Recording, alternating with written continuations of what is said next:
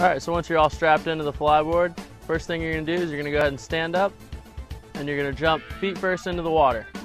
Now once you're in the water, the operator on the jet ski can go ahead and start the jet ski. You'll feel the hose start to stiffen up and he's gonna be propelled outwards. Now it's very important that he keeps his legs straight, his back arched, and his head out of the water.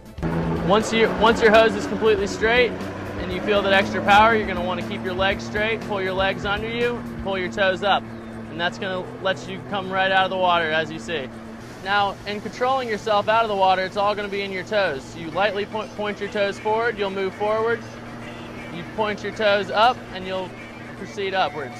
It's essential that you keep your legs straight while flying. The only time you're going to bend your legs is when you're turning. If you want to make a right turn, you'll slightly bend your left knee.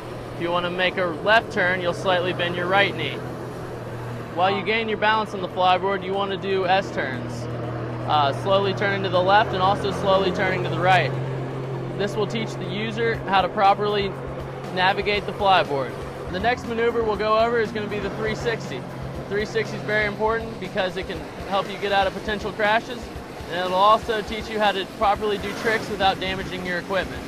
When doing the 360, you want to make sure you're doing a real 360 on top of the gyro, not just doing a 360 loop over the hose. Another thing you're going to want to learn is how to do a 180 and ride backwards. Learning how to ride backwards will keep you out of many potential falls, and it'll also help you learn how to do more advanced tricks.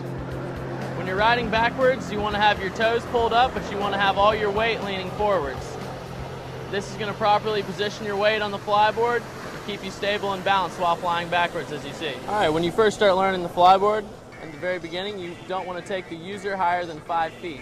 It's very important that the PWC operator never give the flyboard user more than 4,500 RPMs. 4,500 RPMs is enough to get the average sized person up and out of the water. It's very important you keep them at about 5 feet off the water until they're comfortable and they've gained their balance. Once they fully gain their balance, they're comfortable, then you can begin to take the rider to new heights. It's important when the flyboard user falls into the water that they do not panic and they understand their head could be underwater for up to 2 seconds. The board floats, the life jacket floats, and also the helmet floats. But you could still be underwater for up to 2 seconds. When attached to the flyboard, you never want to try to swim or struggle.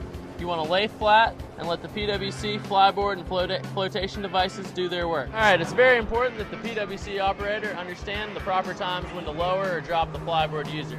If the flyboard user comes within 15 feet, it is important for the PWC driver to drop the flyboard user as you just saw.